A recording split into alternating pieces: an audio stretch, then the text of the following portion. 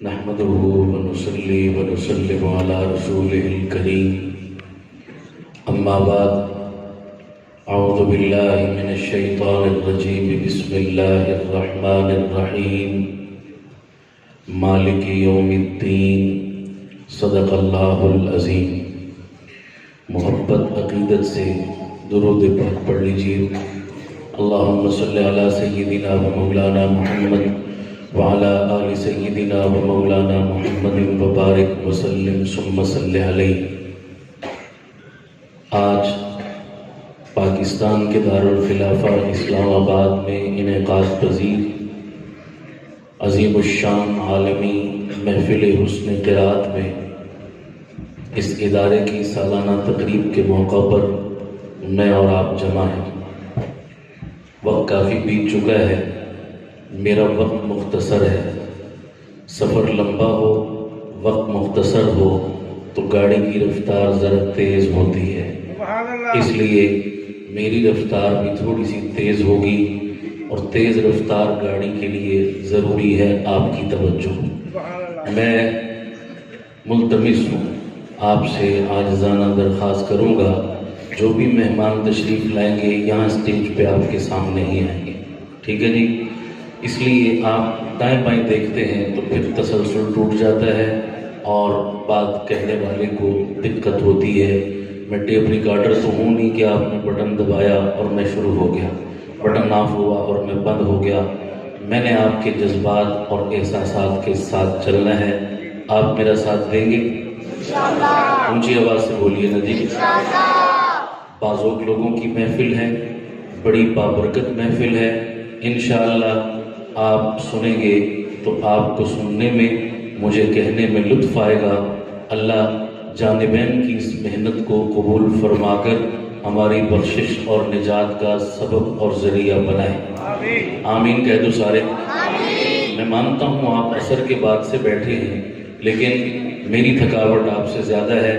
میں بہت لمبا سفر کر کے اس پروگرام میں حاضری کے لیے پہنچا ہوں، تو مجھے آپ سے زیادہ اپنی تھکاوٹ کا احساس ہے، لہٰذا میں زیادہ دیر مسلط نہیں ہونا چاہتا۔ گھڑی کے 12 بجنے میں ابھی کافی دیر رہتی ہے، لیکن کئی چہروں پر میں بجے ہوئے دیکھ رہا ہوں۔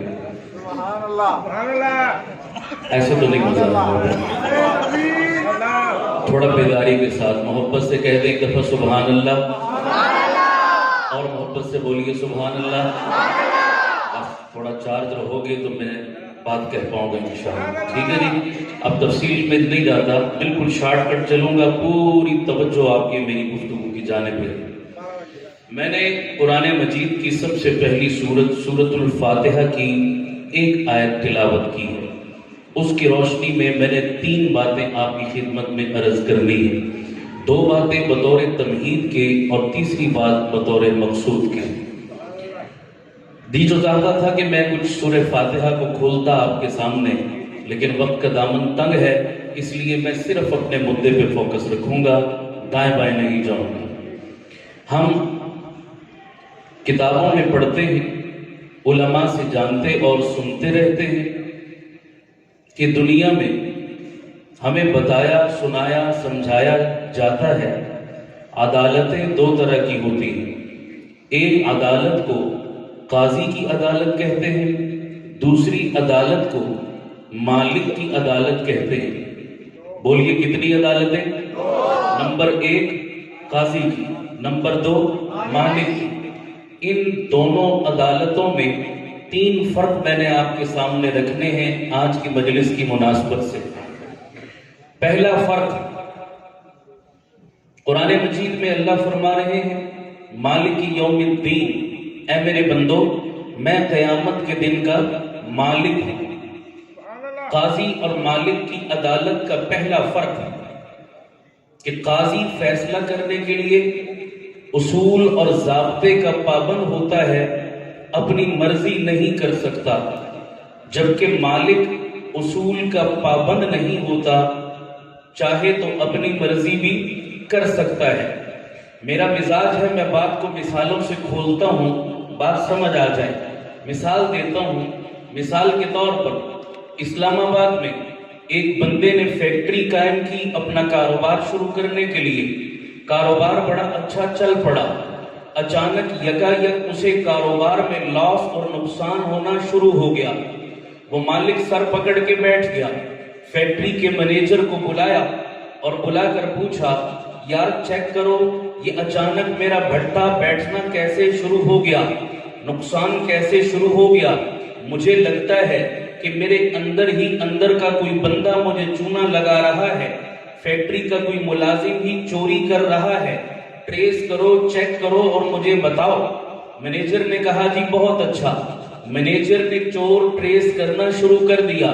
اچانک ایک دن مینیجر نے ایک فیکٹری کے ملازم کو چوری کرتے ہوئے رنگے ہاتھوں گرفتار کر لیا. چوری شدہ مال بھی برآمد کر لیا. موقع کے 2 ایویڈنس اور گواہ بھی آپ نے سامنے پیش کر لی, اپنے پاس موجود کر لیے. چور کو گرفتار کیا گیا. پولیس پکڑ کے تھانے میں لاک اپ میں اس کو بند کر دیا پولیس نے. اگلے دن اس چور کو لے کر قاضی کی عدالت میں پولیس پہنچی. جناب یہ بندہ چور ہے, یہ موقع کے 2 گواہ ہیں, یہ چوری شدہ مال ہے, تمام ایویڈنس موجود ہیں. تو ایویڈنس اور اصول کا تقاضا اب یہ بنتا ہے کہ جج اصول کے مطابق چور کو کیا دے دے, سزا دے دے.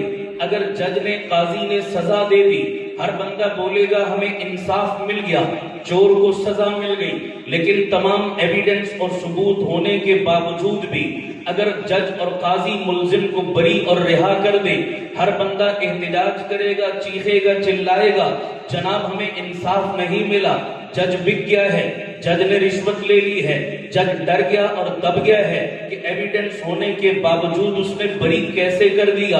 اس مثال سے پتا چلا جج اصول کا پابند ہے, قاضی اصول کا پابند ہے, اصول کے برخلاف اپنی مرضی نہیں کر سکتا.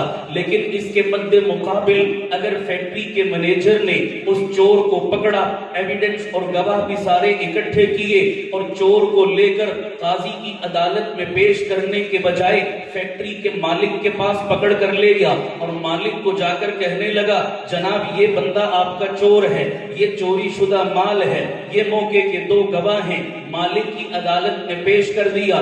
فیکٹری کا مالک کہنے لگا اچھا تو چور ہے, میں تو تجھے بڑا شریف بندہ سمجھتا تھا, بڑا نیک اور اچھا انسان سمجھتا تھا, تجھ سے تو کبھی یہ میں نے توقع بھی نہیں کی تھی کہ تو چوری کرے گا, بڑا افسوس ہوا کہ تو نے چوری کی ہے, چل اس دفعہ تجھے معاف کر دیتا ہوں, اس دفعہ تجھے چھوڑ دیتا ہوں, آئندہ ایسی حرکت نہ کرنا, آئندہ چوری نہ کرنا. تمام ایویڈنس اور ثبوت ہونے کے باوجود اگر فیکٹری کا مالک چور کو بری اور معاف کر دے, بتائیے کسی بندے کو اعتراض ہو سکتا ہے, کوئی بندہ آبجیکشن کر سکتا ہے؟ نہیں. ان دونوں مثالوں سے پتا چلا کہ قاضی اصول کا پابند ہے, مالک اصول کا پابند نہیں ہے. چاہے تو سزا دلوا دے, چاہے تو بری کر دے. اسلام آباد کے مسلمانوں سننا ذرا, میرا رب کہتا ہے مالک یوم الدین, اور میرا کلمہ پڑھنے والوں, میری توحید کا اقرار کرنے والوں, میرے سامنے سجدہ ریز ہونے والوں, میری کبریائی اور وحدت کا اقرار کرنے والے مسلمانوں,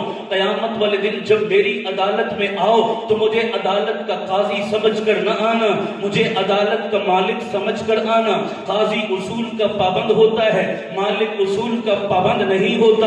میں روز محشر میں چاہوں گا تو کسی مجرم کو سزا دے کے جہنم کا حقدار ٹھہراؤں گا, چاہوں گا تو زندگی بھر کے خطا کار کو معاف کر کے اسے جنت کا وارث بنا دوں گا, کیونکہ مالک یوم الدین, میں قیامت کے دن کا کیا ہوں؟ بولیے گا یار کیا ہوں؟ مجھے بولیے کیا ہوں؟ میں مالک ہوں, مجھے کوئی پوچھنے والا نہیں, مجھے کوئی پکڑنے والا نہیں. باتیں اس پر بہت ہو سکتی ہیں, میں شارٹ کٹ چل رہا ہوں. چلیے دوسرا فرق عرض کرتا ہوں, قاضی اور مالک کی عدالت کا دوسرا فرق, بڑی توجہ چاہوں گا. میں نے کہا اولن تو قاضی معاف کرنے کا حق اصول کا پابند ہے, لیکن بالفرض والمحال قاضی اپنے تمام تر اختیارات کو بروئے کار لاتے ہوئے کسی ملزم کو کیا کر دے؟ معاف کر دے, بری کر دے. لیکن مجھے بتائیے کبھی بھی قاضی عدالت کا جج ملزم کی فائل اور ریکارڈ کو کبھی بھی ضائع, تھانے میں ریکارڈ رہتا ہے, فائل میں ریکارڈ رہتا ہے, اور جج کی الماری میں ریکارڈ رہتا ہے. اگرچہ ملزم بری ہو گیا، ریکارڈ کو کبھی صاف نہیں کیا جاتا، اور سابقہ ریکارڈ کی بنیاد پر زندگی کے کسی موڑ پہ بندہ دوبارہ پھنستا ہے نہیں پھنستا؟ بولو یار، ہم پاکستانیوں سے زیادہ کس کو تجربہ ہے؟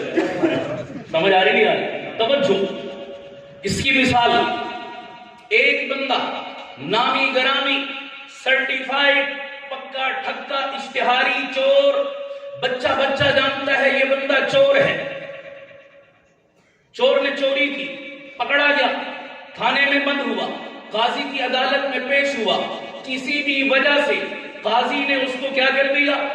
باعزت بری کر دیا، رہا کر دیا۔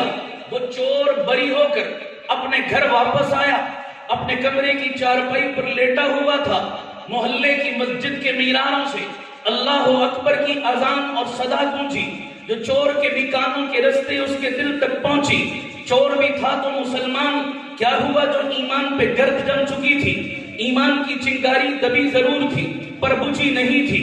چور کے بھی دل کے دروازے پر اللہ اکبر کی صدا نے دستک دی، چور کے بھی ایمان نے انگڑائی لی، احساس ندامت ابھرا، دل میں سوچنے لگا یارو ساری زندگی بغاوت میں گزری، کبھی مالک کو سجدہ کرنے کی توفیق نہ ملی، آج گھر میں اکیلا ہوں، فارغ بھی ہوں، کام بھی کوئی نہیں، چلتے ہیں رب کو سجدہ کرتے ہیں، چلتے ہیں مالک کے دربار پہ حاضری دیتے ہیں۔ چور چارپائی سے اٹھا، وضو کیا، مسجد میں آیا، پہلی صف میں امام صاحب کے پیچھے اس نے باجماعت نماز پڑھی۔ جو ہی امام صاحب نے سلام پھیرا تو صف کے ایک کونے سے ایک بندہ کھڑا ہوا، نمازیوں کو مخاطب کر کے کہنے لگا حضرات ایک ضروری اعلان سنیے، میری اور آپ کی بلکہ پورے عالم کے انسانوں کی پوری کی پوری کامیابی رب نے دین پر چلنے میں رکھی ہے۔ یہ دین میری اور آپ کی زندگیوں میں بڑی محنت سے آئے گا، اسی محنت کے بارے میں ابھی بقیہ نماز کے بعد دین کی بات ہوگی، سارے بھائی تھوڑی دیر بیٹھ کر سننا، بڑا فائدہ ہوگا۔ آپ نے بھی کبھی یہ اعلان سنا؟ اعلان سنا ہے کبھی؟ کون کرتا ہے یہ اعلان؟ نون لیگ والے، پی ٹی آئی والے، پیپلز پارٹی والے، کار کوٹھی بنگلے والے، بڑے عہدے منصب والے؟ کون کرتا ہے یہ اعلان؟ کچھ بولو۔ تبلیغی جماعت والے۔ وقت نہیں ہے، میں تبصرہ نہیں کروں گا، ہاں اتنا ضرور کہوں گا، کعبے کے رب کی قسم، کسی ماں کی ممتا میں، کسی باپ کی پدری شفقت میں وہ ہمدردی اور محبت نہیں ہے جو تبلیغی جماعت والوں کے اس بول اور اس اعلان میں ہمدردی چھپی ہوئی ہے۔ باپ اور ماں بھی اگر فکر کرتے ہیں تو اولاد کی دنیا کی قربان جاؤں ان تبلیغی جماعت والوں پر، یہ میری اور تیری قبر کی فکر کرتے ہیں، میرے اور تیرے حشر کی فکر کرتے ہیں۔ اللہ ان محسنوں کی قدر کی توفیق عطا فرمائے۔ ساؤنڈ والا بھائی یار ان کو بند کر دو، شور ہو رہا ہے، جہاں بھی بیٹھے ہو سادہ کر دو آواز۔ توجہ ہے نہیں سب کی؟ تبلیغی جماعت والے ہمارے محسن ہیں یا نہیں؟ اونچی بولو۔ بعض لوگ خواہ مخواہ ان سے بھی ادھار کھائے بیٹھے ہو۔ میں نے کہا چلو باقیوں کی مخالفت سمجھ آتی ہے، تبلیغی جماعت تو ہومیوپیتھک دوائی ہے، ہومیوپیتھک دوائی جانتے ہیں نہیں؟ سمجھ آ رہی نہیں آ رہی؟ اب بولن تو فائدہ ہوتا ہے، فائدہ نہ ہو تو نقصان تو کم از کم، کوئی سائیڈ ایفیکٹ نہیں ہے۔ بابا ان کی کیوں دشمنی کرتے ہو؟ تھوڑا ان کے ساتھ چل کر دیکھو، انشاءاللہ آپ کو فائدہ ضرور ہوگا۔ اللہ ہمیں ان محسنوں کی قدر کرنے والا بنا دے۔ چور نے بھی سنا اعلان تو دل میں خیال آیا یار ان مولویوں کو، ان تبلیغی جماعت والوں کو بوریے بسترے اٹھا کے آتا جاتا تو میں بھی دیکھتا ہوں، لیکن کبھی پاس بیٹھنے کی توفیق، چلو آج آ ہی گیا ہوں، فارغ بھی ہوں، بیٹھتے ہیں سنتے ہیں یہ کہتے کیا ہے۔ چور بھی بیٹھ گیا، سنا۔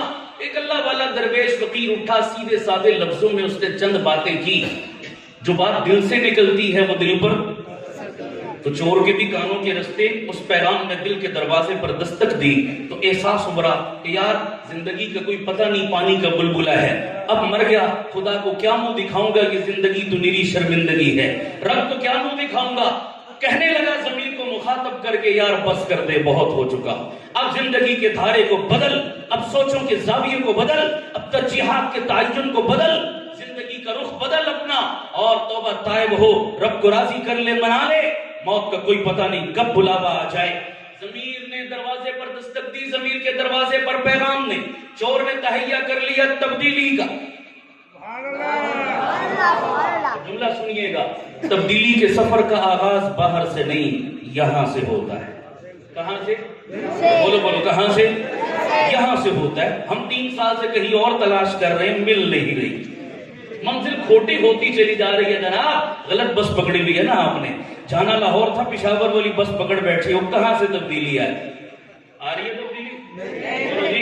نہیں آ رہی نا جناب. صحیح بس پکڑو تو انشاءاللہ آپ کو ریاست مدینہ تک پہنچا دے گی. اور صحیح بس وہی ہے جس کی قیادت یہ علماء کر رہے ہیں. بولو بے شک. آپ ناراض نہ ہو، اجازت دیں تو ایک چھوٹی سی بات آ ہی گئی ہے منہ پر تو کہہ دو. ناراض تو نہیں ہوگے؟ ہوگے تو کیا کر لو گے؟ سچی بات ہے، کرنی چاہیے. کیا خیال ہے؟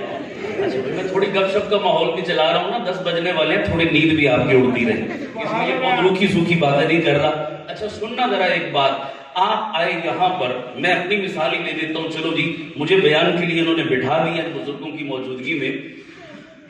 مجھے آپ سن رہے ہیں، کیا توقع لے کر سن رہے ہیں کہ جی ایک مولوی صاحب آئے، وہ مذہب کی بات کریں گے، وہ دین کی بات کریں گے اور ہم دین کی بات سنیں گے؟ یہی توقعات ہے نا.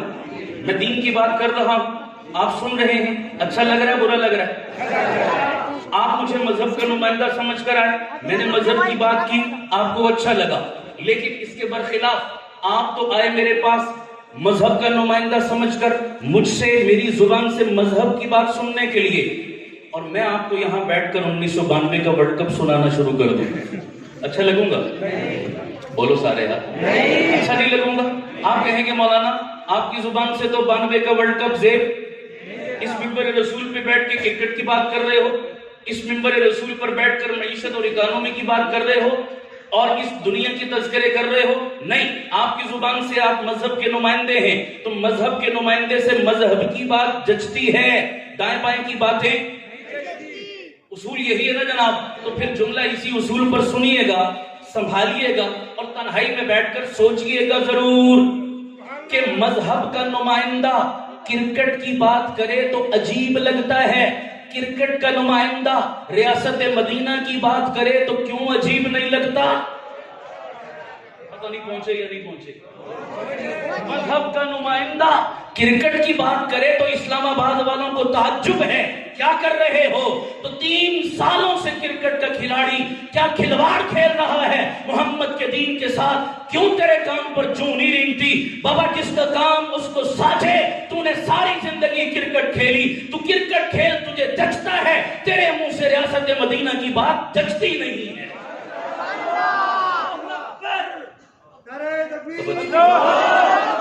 نعرے سنبھال کے رکھو پھر کسی موقع کے لیے، وقت کم ہے. یہ میرا موضوع بڑا دلچسپ ہے، کبھی موقع ملا تو پھر. ویسے لگے ہاتھ تھوڑی بات آ گئی تو میں نے ٹچ دے دیا تبدیلی کا. ٹھیک ہے جی. تبدیلی کہاں سے آتی ہے؟ بولو بولو، کہاں سے آتی ہے؟ چور کے بھی دل پر اثر ہوا، من کی دنیا بدلی. من کی دنیا نہ تو بدلا نہ میں بدلا، نہ دل کی آرزو بدلی. میں کیسے اعتبار انقلاب آسمان کر لوں؟ جناب آسمانی انقلاب یوں نہیں آیا کرتے. ان اللہ لا یغیر ما بقوم حتی یغیروا ما بانفسہم. اقبال نے بھی اسی آیت کا غالباً ترجمہ کیا تھا. خدا بھی اس قوم کی حالت کو نہیں بدلتا، نہ ہو جس کو خود خیال اپنی حالت کے بدلنے کا. اپنے آپ کو بدلیے، پاکستان بدلے گا انشاءاللہ. خیر میں عرض کر رہا ہوں جناب، وہ چور نے بھی نیت کر لی، کھڑا ہو گیا. اچھا تبلیغی جماعت کی کامیابی کا راز کیا ہے؟ بندہ ایک ہو یا سامنے لاکھ بیٹھے ہوں، بیان 5 منٹ کا ہو یا 5 گھنٹے کا، وہ تشکیل کے بغیر ایسا ہی ہے نا جی. بندہ کاپی پینسل لے کے کھڑا ہو گیا، ہاں جی بتاؤ کون کون تیار ہے. چور بھی کہنے لگا مولوی صاحب میرا بوریا بستر بھی آ رہا ہے، میں نے گھر سے منگا لیا، لے چلو مجھے بھی ساتھ. چور 40 دن کے لیے وہیں سے تبلیغی جماعت والوں کے ساتھ نکل گیا. توجہ، 40 دن نماز، دین، مسجد، مدرسہ، نیکی، اللہ والوں کے ماحول میں رہا تو ماحول کا اثر، ماحول کا رنگ چڑھتا ہے. سالے ترا سالے کنج، تالے ترا تالے کنج. میری نیکاں دے لڑ لگیاں، میری چولی وچ پھل پئے. مندیاں دے لڑ لگیاں، میرے اگلے بھی ڈل گئے. صحبت کا اثر ہوا تو نتیجہ کیا نکلا؟ توجہ، سر پہ پگڑی آ گئی، چہرے پہ داڑھی آ گئی، ہاتھ میں تسبیح آ گئی، زبان پہ اللہ اللہ کا ورد آ گیا، ماتھے پہ محراب کا نشان آ گیا، چال چلن بدل گیا، طور ادوار بدل گئے، رنگ ڈھنگ بدل گئے۔ 40 دن لگا کر وہ چور بھی اچھا خاصا مولوی بن گیا، اچھا خاصا دیکھنے میں دیندار بن گیا، زندگی بدل گئی، نماز روزہ شروع کر دیا، اللہ اللہ شروع کر دی۔ 40 دن لگا کر وہ چور جب واپس اپنے محلے پہنچا، اللہ کی شان، اسی دن چور کے محلے میں ایک چوری اور ہو گئی۔ لاکھوں کا مال چور لوٹ کر لے گئے، تھانے پہ دباؤ پڑا، ایس ایچ او صاحب چور پکڑو۔ آپ کو پتا ہے پولیس والے، سیکیورٹی والے، ایجنسی والے، عالم الغیب دو۔ اچھا جب انہیں چور کا سراغ نہیں ملتا، ملزم کا سراغ نہیں ملتا، تو تھانے والے کیا کرتے ہیں؟ آ رہا کچھ ذہن میں؟ وہ پرانی فائلیں کٹو جناب، پرانے رجسٹر کھولو، پرانے اشتہاری پکڑو، وہاں سے کوئی نہ کوئی اتا پتا۔ چور کو بھی پتہ نہیں چل رہا تھا، انہوں نے کہا جی پرانی فائل کھولو، پرانی فائل کھولی، سب سے اوپر اسی کا نام تھا۔ پولیس پہنچ گئی، ہتھکڑی لگائی، لاک اپ میں بند کر دیا۔ اس نے کہا یار میرا جرم تو بتاؤ، میں نے کیا کیا ہے؟ ایس ایچ او کہنے لگا محلے میں چوری ہوئی۔ اس نے کہا مجھ سے قسم لے لو میں نے نہیں کی، مانتا ہوں ماضی میں میں نامی گرامی چور تھا، اب توبہ کر لی۔ میرے محلے کے امام صاحب سے گواہی لے لو، میری مسجد کی تبلیغی جماعت کے امیر صاحب سے گواہی لے لو، اب میرا کام اپنی نماز پڑھنا، لوگوں کو نماز روزے کی طرف بلانا، میں نے نہیں کی چوری۔ توجہ، ایس ایچ او کہنے لگا مجھے بھی پتا ہے چوری تم نے نہیں کی، پر کیا کروں، یہ فائل جو بول رہی ہے، یہ ریکارڈ جو بول رہا ہے، یہ چور کا اتا پتا بتا دے، یا تو قبول کر کے یہ چوری تو نے کی۔ پتا چلا اس مثال سے کہ دنیا کے تھانے، عدالتیں، کچہریاں، قاضی کسی کو معاف کر بھی دیں، اس کے ریکارڈ اور فائل کو صاف نہیں کرتے، اس سابقہ ریکارڈ کی بنیاد پہ پھر دھر لیا جاتا ہے، پھنس جاتا ہے۔ اور اسلام آباد والوں قربان جاؤں میں اپنے رب کی عدالت پر۔ اللہ کہتا ہے میں احکم الحاکمین، بادشاہوں کا بادشاہ، مالکوں کا مالک ہوں، میں مالک الملک ہوں۔ قیامت والے دن جب میری عدالت میں تم آؤ گے، یعنی مالک کی عدالت میں آؤ گے، تو مالک کی عدالت کے دستور نرالے ہیں۔ مولا تیری عدالت کا دستور کیا ہے؟ رب کہتا ہے الا من تاب وآمن وعمل صالحا فاولئک یبدل اللہ سیئاتہم حسنات۔ رب کہتا ہے جو میری عدالت میں زندگی بھر کی خطاؤں کا مجرم اپنی خطاؤں کی گٹھڑیاں اٹھا کر آ جائے، ایک مرتبہ ندامت کے 2 آنسو بہا دے، مجھے میرے رب ہونے کی قسم ہے میں زندگی بھر کے گناہوں کو معاف بھی کرتا ہوں، اس کے ریکارڈ کو صاف بھی کرتا ہوں۔ کتنے فرق ہو گئے پیارو؟ بولو بولو کتنے ہو گئے؟ یہ تھی میری تمہید، اب شروع ہو رہی ہے میری تقریر۔ لمبا نہیں چلوں گا، بس شارٹ کٹ۔ یہ میں نے ساری تمہید کس کے لیے باندھی؟ ایمان تازہ ہوگا۔ اب تک میں بولا ہوں، اب آپ بولیں گے، بولیں گے، سارے بولیں گے۔ میں نے کچھ سوالات کرنے ہیں، پڑھے لکھے بیدار مغز لوگ بیٹھے ہو، میرے سوالات کا جواب دیجئے گا تو میرا مدعا آپ کی سمجھ میں آ جائے گا۔ تیسرا فرق قاضی اور مالک کی عدالت میں۔ قاضی کی عدالت میں کیس لڑنا پڑے، ضرورت کس کی پڑتی ہے؟ وکیل ہی کیس دائر کرتا ہے۔ ہمارا بندہ قتل ہو گیا، 302 کا پرچہ کٹا، ملزم کو پکڑا، عدالت میں پیش کر دیا، سیشن کورٹ سب سے لوئر عدالت ہے، ملزم 302 کا پیش ہوا، سارا خاندان پریشان ہے کہ ہمارے بندے پہ 302 کا پرچہ کٹ گیا، پھانسی لگ جائے گا، کچھ کرو اس کو بچاؤ۔ بڑی بھاری فیس دے کر وکیل ہائر کیا، سیشن کورٹ کی عدالت میں پیش ہوا، وکیل نے بڑے ہاتھ پاؤں مارے، دال گلی نہیں، بات بنی نہیں۔ سیشن کورٹ کے جج نے ہمارے بندے کو کیا سنا لی؟ سزائے موت۔ دکھ ہوگا نہیں ہوگا؟ پریشان ہوں گے نہیں ہوں گے؟ مایوس بھی ہوں گے؟ مایوس ہوں گے؟ کیوں؟ اور آپشن کوئی نہیں؟ مایوس تو وہ ہو جس کا آپشن کوئی نہ ہو۔ ہے آپشن؟ کون سا؟ High court. کوئی بات نہیں جناب، ہائی کورٹ چلتے ہیں، وہاں سے شاید مسئلہ حل ہو جائے۔ آپ ہائی کورٹ گئے اور تگڑا وکیل کیا اور بھاری فیس دی، بات وہاں بھی نہ بنی، ہائی کورٹ کے جج نے بھی سزائے موت برقرار رکھی۔ دکھ تو ہوگا، پریشان تو ہوں گے، مگر اب بھی مایوس؟ ایک آپشن اور ہے جی، سپریم کورٹ بڑی عدالت ہے، یہاں سے تو ریلیف مل جائے گا۔ سپریم کورٹ گئے، بڑا زور لگایا، بات وہاں بھی نہ بنی، وہاں پر بھی سزائے موت بحال رکھی گئی۔ بتائیے اب مایوسی بنتی ہے یا کوئی اور آپشن ہے؟ صدر پاکستان زندہ باد، پاکستان کا سب سے نکما عہدہ، سارا دن بیٹھ کے مکھیاں مارتا ہے، 10 لاکھ تنخواہ لیتا ہے۔ ویسے خیر سے کام تو ہمارا وزیر اعظم بھی کوئی نہیں کرتا، لیکن چلو کاغذوں میں تو ہے. صدر صاحب کا پاکستان میں کوئی رول نہیں ہے جناب. ہاں الا یہ کہ وہ 2-4 فائلوں پر دستخط کر کے اپنی تنخواہ حلال کرتے ہیں. ان فائلوں میں سے ایک فائل کون سی ہے جی؟ رحم کی اپیل کو لے کر آ گیا تو صدر صاحب چاہیں تو توجہ توجہ توجہ، بہت بہت پیاری بات. میں اگر یوں کہوں کہ صدر جو ہوتا ہے وہ ملک کا بادشاہ ہوتا ہے، اور ملک کا جو بادشاہ ہوتا ہے وہ ملک کا مالک ہوتا ہے، تو شاید زیادہ غلط نہیں ہوگا. اب ہم چلے قاضی کی عدالت سے. کس کی عدالت میں؟ مالک کی. قاضی کی عدالت میں گئے، کیس لڑنے کے لیے وکیل کی ضرورت پڑی. مالک کی عدالت میں گئے، اب کون لڑے گا کیس؟ وکیل چلے گا. تو بادشاہ کی عدالت میں، صدر کی عدالت میں پھر کون چاہیے ہمیں؟ سفارشی. ہے توجہ یار، خدا کرے میرا جملہ سمجھ آئے. ذرا اس لفظ کو سمجھانے کے لیے میں نے یہ لمبا سفر کیا ہے. کون چاہیے؟ صدر صاحب کا دوست، کلیگ، پارٹنر، پارٹی والا، ہانڈی وال، پڑوسی، خاندان والا، برادری والا تلاش کرو جو صدر صاحب سے ہمارے بندے کی کیا کر دے. بولو بولو کیا کر دے.